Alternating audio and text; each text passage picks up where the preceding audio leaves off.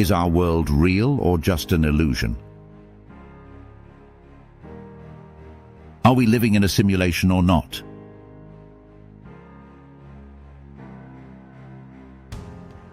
That's the Hamletian question many scientists are asking themselves now, 24 years after the release of the most famous cinematic incarnation of the simulation hypothesis, the iconic Matrix. The question doesn't just haunt science fiction fans. Professor Preston Greene argued that if we're living in a simulation, we'd be better off not knowing it. Are we living in a computerized simulation? Elon Musk and others have made this argument, which claims that if a civilization ever reached the simulation point, the technological ability to create a virtual world as realistic as the physical world, then it has already happened. That means that there are probably far more simulated beings in virtual worlds than there are creatures existing in the base reality. After all, simulators can always build a new server and create billions more virtual beings. And since there's no simple way to tell if you're a simulated being or a real being, the numbers and probabilities would suggest that you're more likely to be part of a simulation. That kind of reasoning is called the simulation argument, and it led Musk to speculate that the odds of not being in a simulation is 1 in a billion.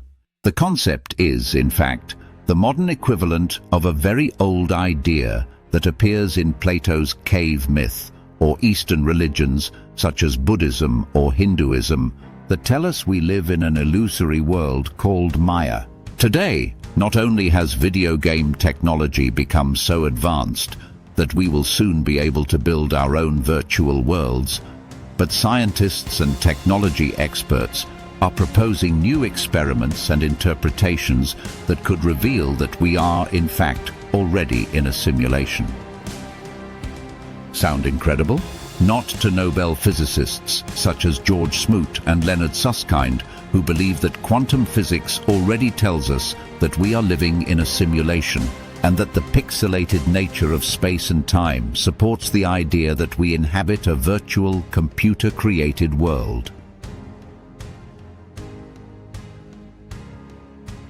The experiments attempt to demonstrate one of the most intriguing theses of quantum physics, the observer effect, which postulates that reality requires a conscious observer and not just a measuring instrument. The physical world only becomes possible when there is a participant observing it, as in a video game. Greene argues that the simulation depends on the premise that the subjects don't know about it. If we realize that we were living in the Matrix, the people who designed the network could eradicate us.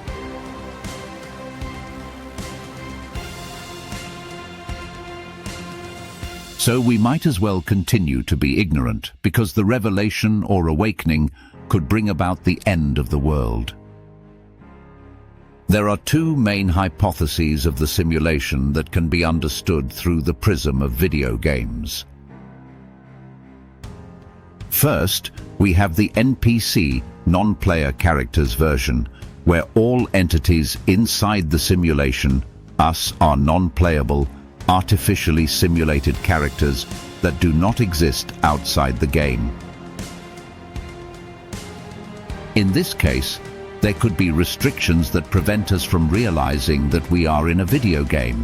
If we discover that we are in a simulation and the people who built it don't want us to know this, they could simply erase our memory. This may have already happened several times, obviously, without us realizing it. Then there is the RPG role-playing game version. In this model, we exist as conscious entities outside of the simulation and merely play a role or take on an avatar, let's call it a body, within this world.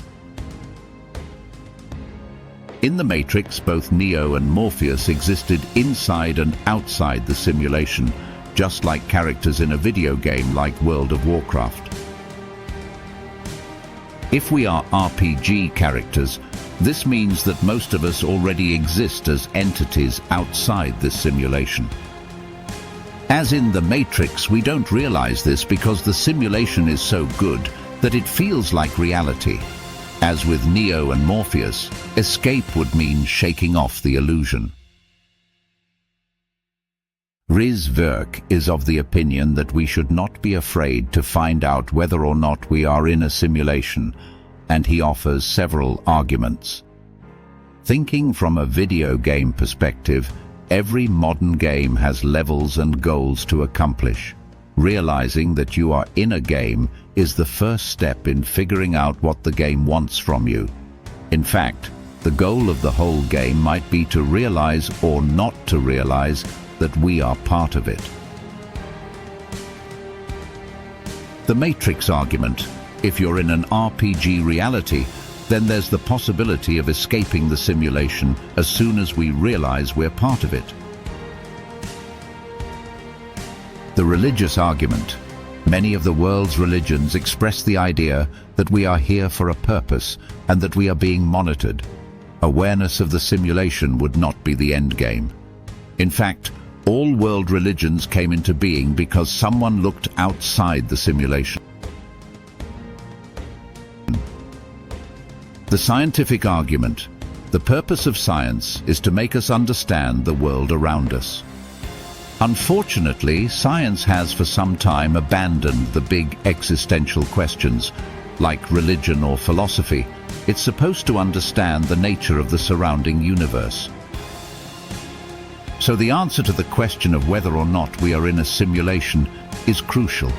In fact, it's the only way for mankind to move forward and truly understand the world around us. The scientific argument: the purpose of science is to make us understand the world around us. Unfortunately, science has for some time abandoned the big existential questions, like religion or philosophy. It's supposed to understand the nature of the surrounding universe. So the answer to the question of whether or not we are in a simulation is crucial. In fact, it's the only way for mankind to move forward and truly understand the world around us. We end as usual with a joke. Not before asking you to like this video and subscribe to our channel. Other interesting videos will follow. In a scene from the popular TV show The Big Bang Theory, Sheldon and Leonard were in the common dining room, and Sheldon, dissatisfied with the food he had, exclaims, "You know how I know we're not in the Matrix? Because if we were in the Matrix, the food would be better."